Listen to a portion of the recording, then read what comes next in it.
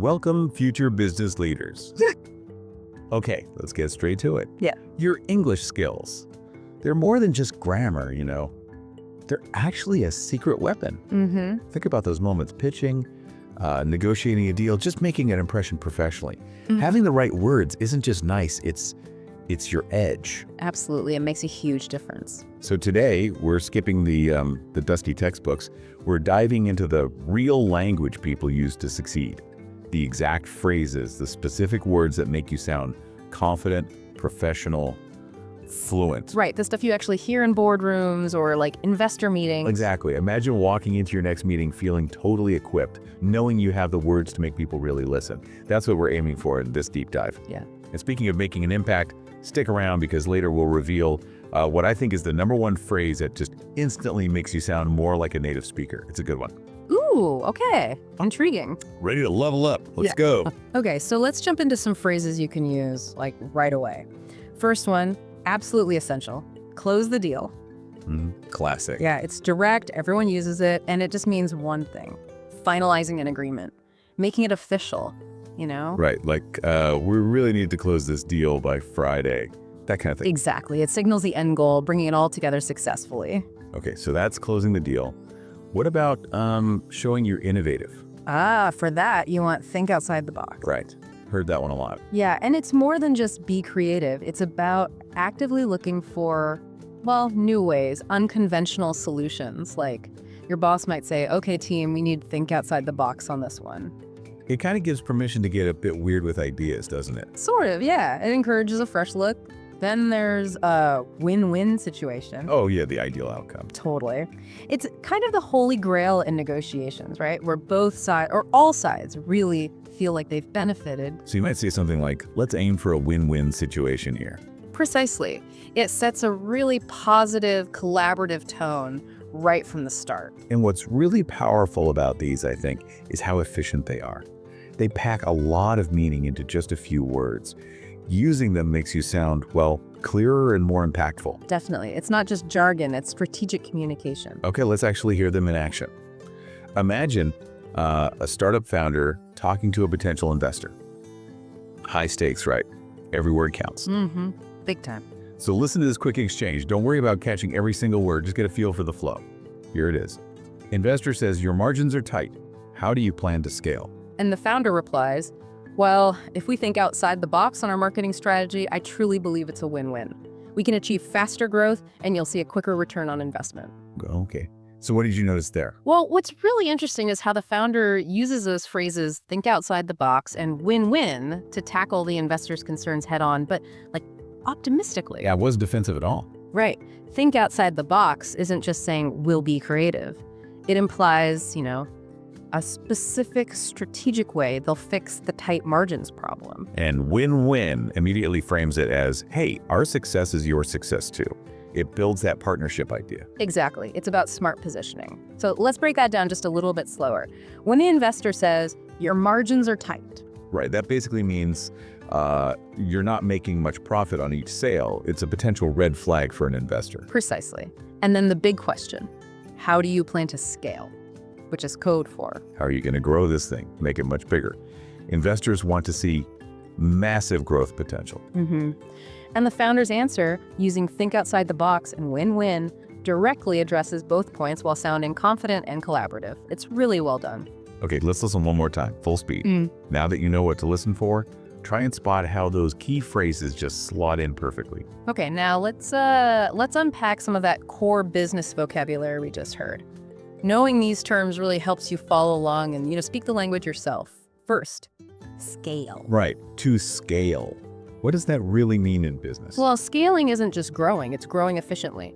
It means setting up your business so you can handle way more work or sales or customers without everything kind of breaking down. Got it. So it's about being ready for that big growth spurt. Like our platform lets us scale globally. Exactly, building that capacity. Okay, next term, ROI. ROI. Hear this all the time. Return on investment. Yep, super important. And honestly, it's pretty simple. It just measures if an investment was worth it. Did it make you money or save you money? So like the bang for your buck measure. If you say this ad campaign had great ROI, It means the money spent brought in good results. Precisely. It tells you if your money is working hard for you. Okay. And lastly, tight margins. Which we heard from the investor. Right. And it just means the profit on each item sold is small. There isn't much wiggle room after you subtract all the costs. So if someone says, sorry, we can't discount further, our margins are too tight, they mean they basically lose money if they lowered the price more. You got it. That's exactly it. Okay, these terms seem less scary when you break them down.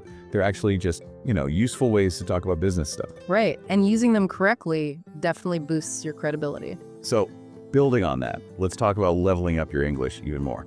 Sometimes it's not about learning new ideas, but finding more professional ways to say things you already know. Yeah, elevating your language. Like, take a really simple phrase. We need more money. Okay, pretty direct. Maybe too direct. Maybe. It's clear, but in a business pitch, it could sound a bit, unprepared. Instead, you could say, we're seeking strategic investment to scale our operations. Ooh, okay. That sounds much more intentional, professional. Doesn't it? It changes the whole feel. Need money is just a need.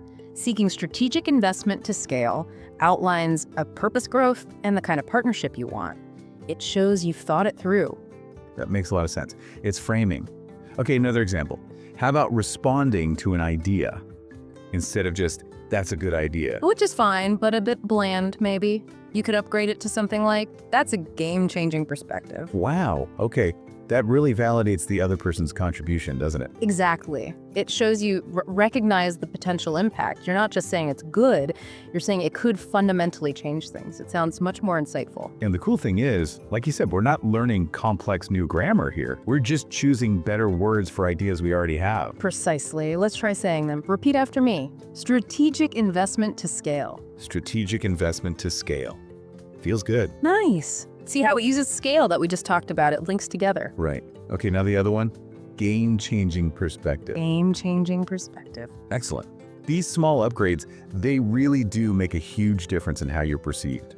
Seriously, how you say things is often just as important as what you say. Oh, absolutely. And it can have real results. I actually had a client who was in a tough negotiation. They started framing things in terms of a mutually beneficial outcome, which is very similar to our win-win. Okay, yeah. And they said it noticeably changed the atmosphere. The other side became much more, open to finding solutions together, just that shift in language. That's fascinating.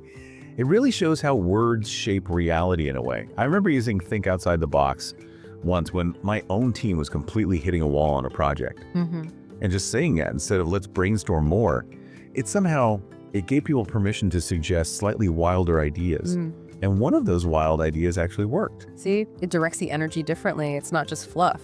So turning it over to you listening now, what's the one business English challenge that always trips you up? Yeah, what makes you hesitate? Is it like writing those formal emails? Oh, To trying to keep up when people talk really fast in meetings, maybe presenting your ideas clearly. let us know in the comments.